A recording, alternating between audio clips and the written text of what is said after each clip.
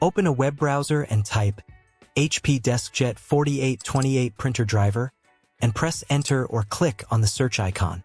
From the search results,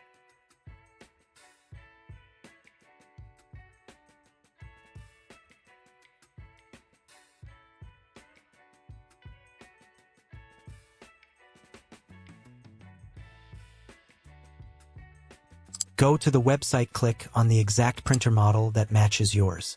Make sure to select the correct operating system, e.g. Windows 10, Windows 8, Windows 7, and version.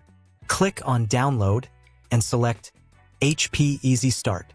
Once the download is complete, open the HP Easy Start installation file. Follow the on-screen instructions to install HP Easy Start.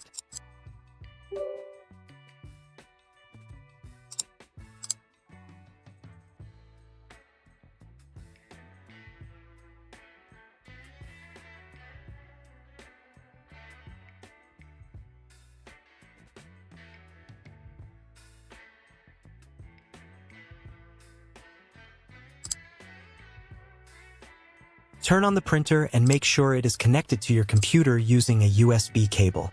HP Easy Start will automatically detect the printer.